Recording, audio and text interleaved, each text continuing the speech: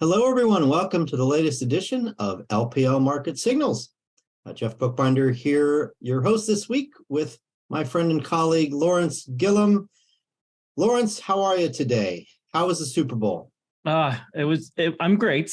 Not as great as you are, of course. It was a very entertaining game, and it was fun to watch. I'm sure you echo that sentiment a lot right now. Yes, as a lifelong Chiefs fan, shouldn't surprise anybody that I brought that up first. But hopefully everybody, whether you're a fan or not, enjoyed the game and enjoyed the Super Bowl parties. You know, a lot of these Super Bowls are blowouts, and that certainly was not very close and entertaining game for everyone. But that does mean that I am a little bit tired. So I'll try to bring good energy here with the enthusiasm that I have for my football team. But we're recording this Monday, February 13th at the end of the day. And so I'll admit I'm dragging a bit, but you'll lift me up, Lawrence. You'll lift me up. So here's the agenda. We're going to cover, just as we always do, takeaways from last week. Certainly, Fed speak was a big part of the calendar, no doubt. So, Lawrence, given your fixed income expertise, interested in your thoughts on that. Consumer expectations rebound. That's the University of Michigan Sentiment Index. Just keeps moving higher. Current conditions getting better. Expectations for economic conditions getting better. And then the inflation expectations in that report held steady. That wasn't enough for stocks to continue to go higher. We were down last week. I think, Lawrence, I'd probably say that first bullet point might have had something to do with why we were down. Oh, for sure. Yeah, there were 8 Fed speakers last week, highlighted by Jerome Powell, Fed Chief Jerome Powell.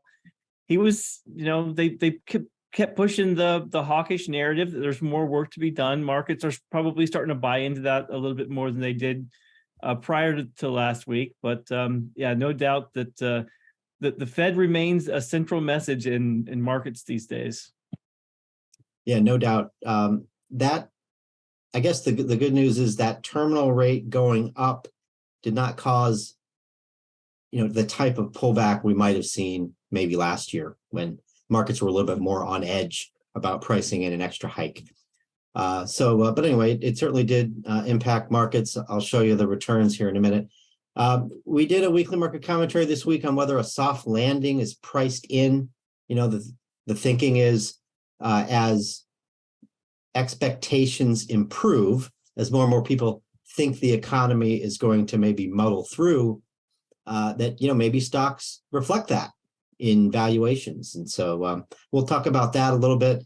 I'll do a quick earnings update as we are still in earnings season. It's winding down, but still worth just giving you a quick update on the numbers. And then lastly, preview the week ahead, which is, of course, CPI Tuesday morning.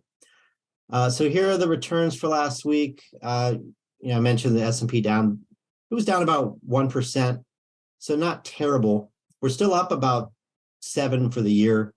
Got a little bit of this back, actually more than a little bit back in Monday's rally, but nonetheless, a down week last week. And I think, again, higher interest rates and the Fed, the market pricing in maybe a little bit higher interest rates from the Fed, probably the biggest reason. There wasn't really any place to hide. We had, weakness in international as well as domestic, Lawrence. And then we had, really in terms of sectors, not a whole lot worked here, but energy sure did. Anything you want to highlight here? Yeah, I mean, it's the energy up 5% and the communication services sector down 6%. So pretty wide variation in returns for those individual sectors. So, it was a volatile week if you look at sectors, but if you look at just the S&P 500, only down 1%. So positioning matters. Yeah, that communication services weakness was certainly a lot of Alphabet. And then the consumer discretionary weakness, certainly a decent chunk of that was Amazon. But generally what you saw is the defensive sectors hold up better in a weaker market, which you would expect, right? So that's utilities, that's healthcare, that's consumer staples, and the more economically sensitive areas of the market generally sold off more. So let's move on from that and look at your area, your specialty, Lawrence, the fixed income markets. That rate move certainly was felt for bondholders. Oh, for sure. Yeah. So the Fed talking up the more work to do narrative last week pushed bond yields up by about 20 basis points along most maturities across the Treasury yield curve.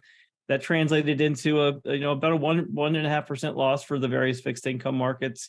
Credit, high yield bonds were down at almost 2%. So we did see some spread widening there as well. So it wasn't all just the Fed narrative, but we've come a long way in terms of spread tightening on the high yield fixed income market. So maybe a little bit wider spreads there, a little bit higher yields there makes sense given the uncertainty surrounding the economic environment. But all things considered, a down 1% week after as many Fed speakers as there were out there last week is it's a decent return, albeit a negative one. And as you've reminded me a number of times, Lawrence, as rates move up like they did last week, that makes bonds more attractive from that point forward. So certainly we don't know where yields are going to go, but if they behave, could be a pretty good year for bonds. Yeah, that's right. So the interest rates have moved about 50 basis points. If you look at the 10-year Treasury yield, it's moved about 50 basis points higher since the January lows. That represents additional income that investors can take advantage of if they hadn't already taken advantage of these high quality fixed income assets at these higher yields. Now may be another good opportunity to add high quality fixed income assets to portfolios. Excellent point. So let's flip back to stocks and look at the S&P 500 here. Really a nice looking chart. We talked last week about the golden cross, right, where the 50-day moving average goes back above the 200-day. So we've got that. We're right around 4,100. That's a key support level at this point. So that test maybe isn't quite over. But if we can get to the point where we've secured this 4,100 level and confirm the upside breakout there, then you might look at 4,300 as within reach. Now, maybe that could take a number of months, but that would certainly be a reasonable price target from a technical analysis perspective. There's a couple of technical resistance points between here and there, as we've heard from our chief technical strategist, Adam Turnquist, but we still got a little bit of room. So have an upside bias, no doubt, from a technical perspective on stocks here, and our overall target for year end, based on the broad process of fundamentals, technicals, and valuations, we think could take us to 4,400. So let's turn to the soft landing question that we want to spend the bulk of this podcast on, which is is it priced in, right? There's no doubt that the market's expectations for economic growth have improved a little bit over the last several months, and that's certainly a big reason why the stock market is up 15% off of its lows, right? So now we look at the question, first there's two questions, right? Are we going to get a soft landing? And this chart, Lawrence, tells us that we got a really good chance, because maybe you have to take out that anomaly. The last jobs report was just ridiculously strong, kind of out of nowhere, and we don't think that's going to be repeated. But if you look at the moving average of this number, this is just monthly payrolls. It's been gradually moving lower. That's what you'd want in a soft landing. That's absolutely right. Yeah, the Fed wants to reduce or soften the strong job market to reduce aggregate demand to help offset some of those inflationary pressures. And they want to do it gradually, right? They don't want to increase the unemployment rate too dramatically, where they're throwing millions of people out of work, out of jobs. So this gradual decrease in job gains over the course of the past 12 months or so has been a pretty good narrative in terms of reinforcing that soft landing possibilities. January, we've talked about it. Maybe some of that additional job growth was seasonal factors that were changed recently, but the direction, that trend is certainly moving in the right way to suggest that a soft landing is still probable at this point. Yeah, I mean, maybe we'll be vague and say it's close to a coin flip but no doubt it's a real possibility. Whereas just a few months ago, most people would say very low probability that we actually avoid a technical recession. So the job market's a good reason why we might get a soft landing. Here's another reason. Again, this is from the weekly market commentary this week that you can find on LPL.com.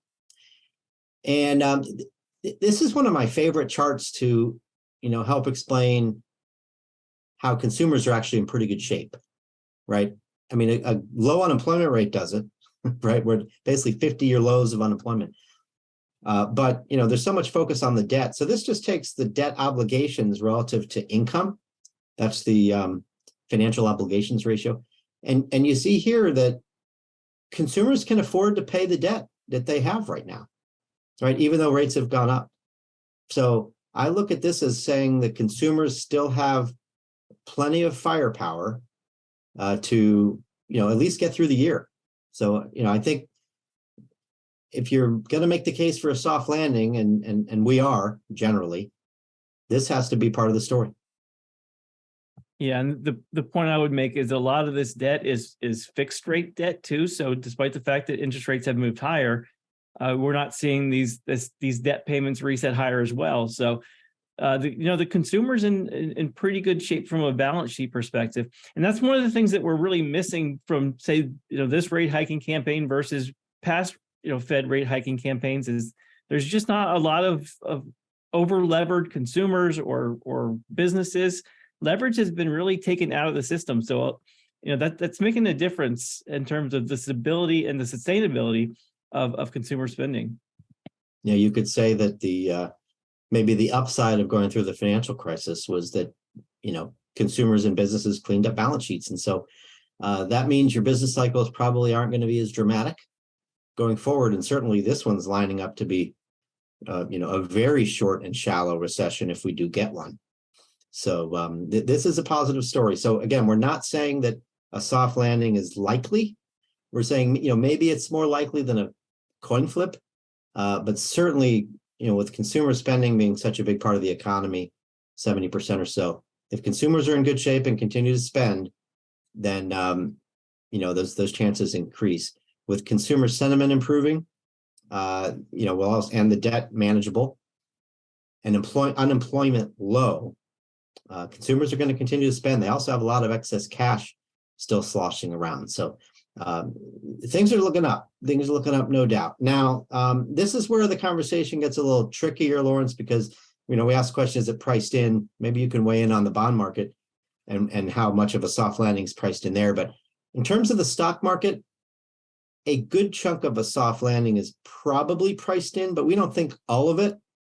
So this chart just shows stocks relative to bonds on an earnings yield basis, okay, called the equity risk premium. So what kind of earnings are you getting out of the stock market compared to what kind of earnings, which are really called yield, what kind of earnings are you getting out of the bond market? And how does that ratio look? So if you're above this, orange dotted line, that means stock valuations look better than bond valuations. So that's a positive equity risk premium relative to long-term average. So despite the fact that stocks have gotten a lot more expensive, as yields have risen, that still, the end result here is still fair valuations, or maybe even a little bit cheaper than fair. This might surprise some people, but based on this measure, and we think that yield should be a part of the valuation discussion, kind of brings, my specialty and Lawrence's specialty together. We would say stocks look, pretty fairly valued here, maybe even a little bit cheap. What do you think, Lawrence? Yeah, I think that's fair. I mean, we've seen a big move higher in prices over the past, say, several months, but yields have fallen during that time period as well, most recently since the December highs in treasury yields. So, all in all, you come up with fair valuations for maybe stocks and bonds. Yeah, I think that's right. So, asset allocation decisions are stocks versus bonds in most cases. You can use alternative investments too. But, they can both look good. And that's kind of where we are right now, right? We think maybe yields could move a little bit lower. And we also think, after this little soft patch in earnings, earnings can go higher and stock valuations, aren't that expensive. If you just take a simple PE, forget about interest rates, just simple PE, it's in line with the long-term average. At least if you go back, a few decades, not if you go back further than that. In the old days, stocks were just cheaper for a number of reasons. But just the last few decades, kind of a trailing PE of 19, last 4 quarters earnings, that's pretty normal these days. We've certainly been higher than that. So we would argue valuations are fair, and that means some odds of a soft landing are reflected in prices, but they're not fully priced in. Also consider that earnings are a little bit depressed right now because of inflation, right? This is why companies are cutting costs to try to support profit margins. After we get through whatever you want to call this period, it's kind of a stagflationary period. After we get through it, earnings are going to have some upside, and we think that can lift stocks. Now we're maybe talking 2024, not 2023, but certainly there's some upside to earnings. So that kind of completes the question of whether a soft landing is priced in. I'll also point out, though, that higher risk stocks versus lower risk stocks, that looks a little bit stretched. So this actually kind of points in the other direction. If you look at how well higher risk stocks or more volatile stocks have done, rather than versus the lower volatility stocks, just year to date, it's one of the biggest runs of outperformance we've seen in decades. Okay, so that tells you the market is pricing in a soft landing, right? Because the market is embracing risk by favoring those higher risk stocks. So there's risk here. This is not clear cut. Wanted to kind of point that out in the interest of being balanced. So let's turn to earnings. Well, actually, unless Lawrence, you want to weigh in on the soft landing odds being priced into the bond market? Well, yeah, I was going to make 2 comments. It depends certainly on which market you're looking at. As we know, in following markets, there's no real black and white kind of narrative there. So if you look at just the high yield market, it's similar to the high beta names that you just mentioned. High yield markets are really pricing in whether it's a soft landing or even a no landing. The high yield market is pretty optimistic about economic growth on a go forward basis. But if you look at the rates market, and if you look at the yield curve inversion, meaning that these longer maturity treasury yields are lower than shorter maturity treasury yields, which is the opposite of what happens in general. And that tends to happen around a time where economic growth may be slowing and recession risks have increased. We're at the deepest levels that we've seen for that yield curve inversion since the 80s. So mixed messages coming out of the fixed income markets. Who's right? We'll see. We think maybe that we're leaning kind of indecisive at this point, frankly, just because given the mixed data that we're getting out of the economy. But we are getting some divergent signals coming out of the fixed income markets as well. Yeah, this is why you've heard some, money managers that have a lot more experience than I do, saying this is one of the most difficult environments that they've ever seen, right? You don't really have a playbook for this, which is why maybe it makes sense that we would just say it's a coin flip and we're just going to have to wait for more information. It's not a high conviction type of call. So thanks for that. Let's shift to earnings, Lawrence, and talk about the latest numbers. We're tracking about a 5% decline, which is a miss. We very rarely get misses. I guess there's a tiny bit of good news here. That number is a little better than it was last week. And you've still got, 70% beat rate, which is not terrible. You still got 4.7% revenue growth, which of course is good. Helped by inflation, but still good. And forward estimates for the S&P 500 have not quite fallen as much as people thought. So you've seen the market react positively to what appears on the surface to be pretty weak earnings, suggesting that expectations maybe just got too low. When earnings season began, I don't know if I made this prediction on the podcast or not, but I certainly made it on internal calls. I predicted we'd see earnings fall maybe between $5 and $7 for S&P 500 this year. And that's exactly what's happened. Now, we're not done yet, but that tells me that, and I may be more of an earnings bull than most, we're about 80% done with the market cap in earnings season. It's not going to move that much. So what that tells me, the market's positive reaction to a cut of $7 off of earnings per share. We started at 230 roughly. Now we're around 223, 224, right? The market probably expects more downside here, Lawrence, and that sets up a potential upside surprise where bad news is actually well received. What do you think? Yeah, I think that's one of the more intriguing things about this earnings season is that I think you pointed it out earlier that some of the bigger misses have produced the biggest upside surprises in terms of performance, just because the narrative has been so negative lately. And you showed a chart earlier in this podcast about the rally from the S&P 500. I mean, think about the rally that we've had since October. It's, despite all the negative news out there and all the geopolitical issues and the balloons and all this other stuff, it's just amazing how resilient this equity market has been and continues to be, just because I think there's a lot of negative sentiment out there that's starting to reverse a little bit, which is good to see. Well, those balloons were sent by aliens, right, Lawrence? So they're friendly aliens, right? So there's it's 2023. It wouldn't surprise me at this point. Anything can happen. Oh, which is just a crazy story. We'll be interested to hear kind of what the government figures out when they, I guess they haven't found all these yet. So stay tuned. But man, what a crazy story that is. So yeah, I think that to put a bow on the earnings discussion, news has not been great.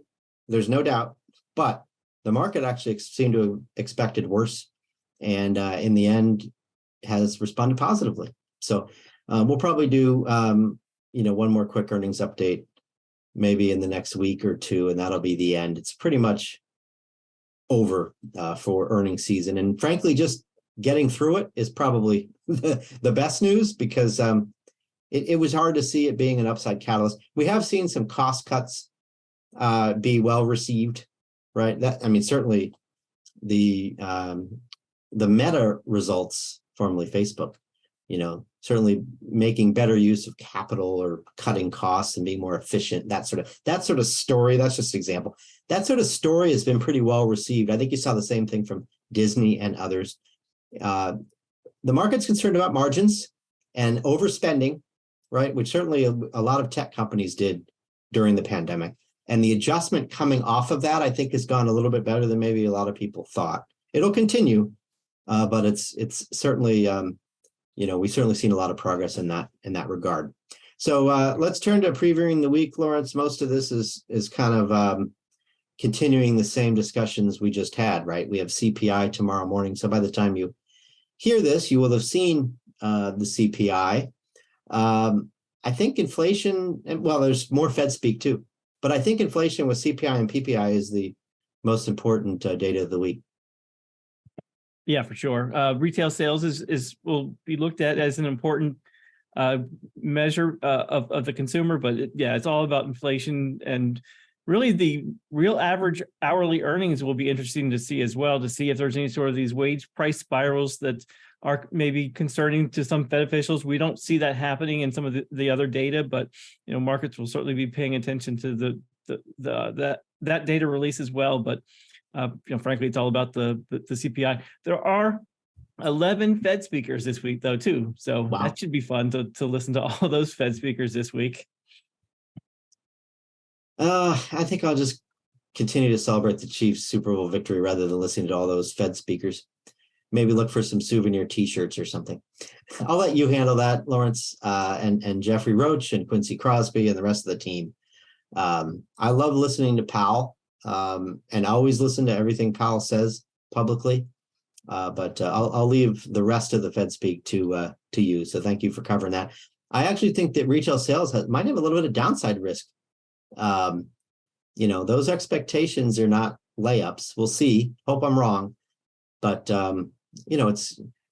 we just talked about how the consumers, balance sheets are still quite strong, and that's true. And the job data is excellent, maybe too good.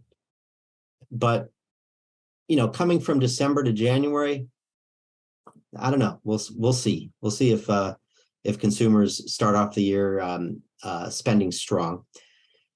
And then the last thing I think you highlighted here, Lawrence, is the leading economic index. So, that's another signal that's telling us we're going to have a recession, probably a mild one, but that's certainly telling us, along with the yield curve and other indicators.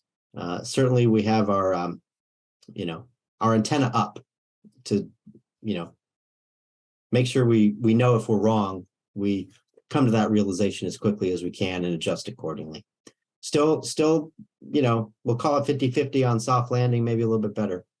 But man, some of these indicators are clearly pointing to recession, which goes back to this cycle just being so unique, and there is no playbook. The 1970s aren't a great playbook either, but that's certainly where people typically go, early 80s, to try to find an environment that looks like this one.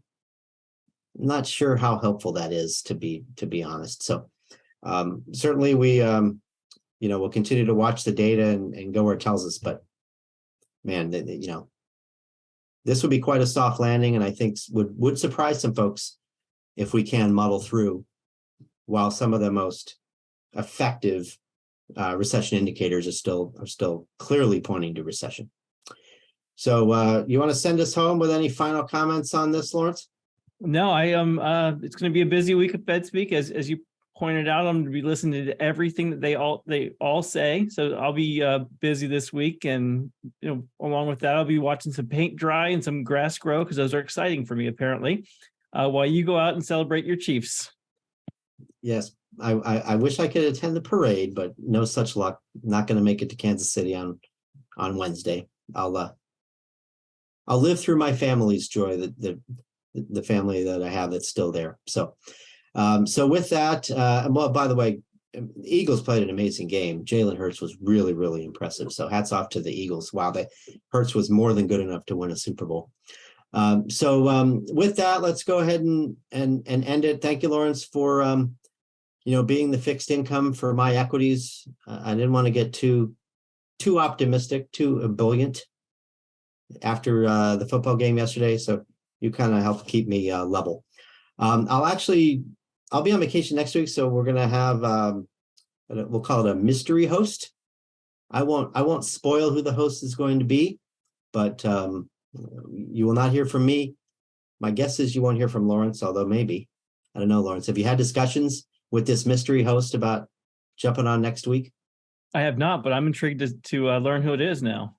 All right. Well, everybody will just have to join us next week to find out. So whatever it is, it'll be, or whoever it is, they're going to do a great job. So please join us next week for another edition of LPL Market Signals. Thank you, everybody, for listening today. Thanks again, Lawrence, and we will talk to you next week.